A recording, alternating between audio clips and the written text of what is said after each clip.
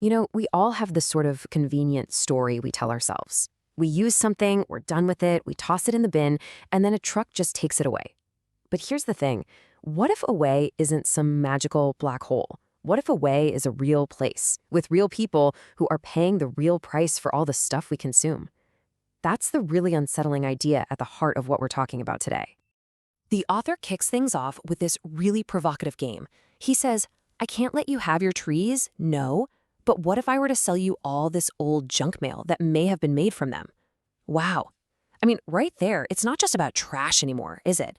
It's a really powerful, really uncomfortable way of reframing global trade as a kind of modern colonialism, where we sell back the garbage made from the resources we took in the first place. And this leads us to the one question that really just hangs over every single page, every story we're about to look at. When you throw something away, where does it actually go? We're about to follow the hidden trails of our own trash to find out exactly where away really is. Now, to really get a grip on what's happening today, we've actually got to look back, because this whole business of shipping our problems somewhere else, well, it's not new, not at all. In fact, it's got these deep, toxic roots that go back decades. It really got started back in the 1980s when this really disturbing pattern started to emerge. Wealthy countries were passing stricter environmental laws at home, which is good, but then they found this super convenient loophole.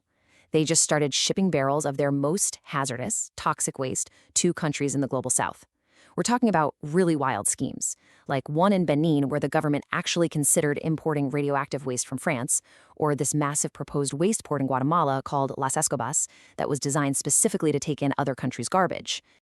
But people weren't naive about what was going on. This incredibly powerful statement from back in 1988 shows that leaders in West Africa saw this trade for exactly what it was. This wasn't development. It was a deeply, fundamentally unjust exchange. They knew they were literally being sold death, a deal that only benefited the rich while poisoning the poor. And so there's a name for this whole system: ecological imperialism. It's this idea that wealthy countries keep their own backyards clean and green by literally shipping their pollution, their waste, and their environmental headaches to other parts of the world. They're basically creating what you could call sacrificial zones. It's a really crucial idea for understanding everything else we're going to talk about. Okay, so how does that history connect to you and me right now? Well, the toxic drums of the 80s have kind of been replaced by something way more personal, something you might literally be holding in your hand right now: our electronics. And this slide just perfectly captures the huge disconnect. On one side, you've got your brand new smartphone. It's sleek, it's a symbol of connection and convenience. And on the other side, you have its horrifying afterlife. A huge amount of the world's electronic waste winds up in places like Agbabloshi, a slum in Ghana where it's taken apart by hand, often by kids and young men in the most dangerous, primitive ways you can imagine. The whole process is just visceral. They're called burner boys. And what they do is they set fire to these huge piles of our discarded electronics, our old TVs, computers, chargers, to melt off all the plastic just to get to the tiny little bits of copper wire inside. This copper, they call it capasta, or treasure, is one of the only things they can sell to make a living. But the price they pay for that treasure is just immense. Look, this isn't some abstract environmental problem we're talking about. It has a devastating, real human cost. Take Awal, one of the workers from the book.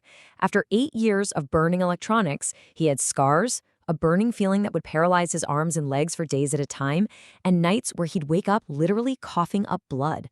That is the hidden health crisis that's subsidizing our constant need for the next new gadget. Okay, so let's scale up. We've gone from the phone in your pocket to the true giants of global capitalism. I'm talking about the colossal ships that carry something like 90% of everything we buy. What happens to them when they get too old? Well, they have to go away too. The scale of this is just staggering. A team of about 2,000 skilled workers with really not much more than blowtorches can take a massive oil tanker, we're talking a ship the length of 3 football fields, and make it completely vanish in just 4 months. And they do this on the beaches of South Asia and Turkey, in a process they call shipbreaking. But of course, that's not how the corporations involved talk about it. Now, you get these polished PR statements, like this one from Carnival Cruise Line. They talk about highest global standards and building a sustainable cruise industry. It all sounds so clean, so responsible, so green.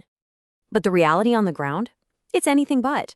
The simple truth is that shipbreaking is one of the most dangerous jobs on the entire planet.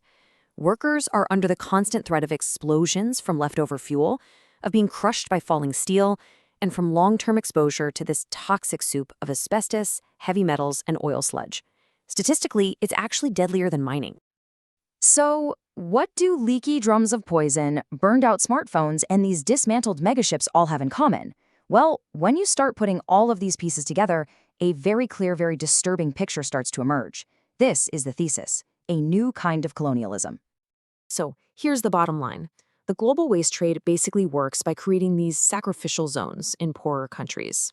Our clean cities, our convenient lives, they are directly subsidized by the hidden environmental costs and the human suffering paid by people in places like Agbobloshi. And so often, these slick corporate recycling programs are really just a smokescreen for exporting that harm. The whole system, the whole thing, is built on this convenient lie that there's an away we can send things to. And that's what allows this deep global inequality to just keep going. And that leaves us with one last, really unavoidable question. The idea of away is a comfortable story, but the truth is, away is always somewhere, and it's always someone.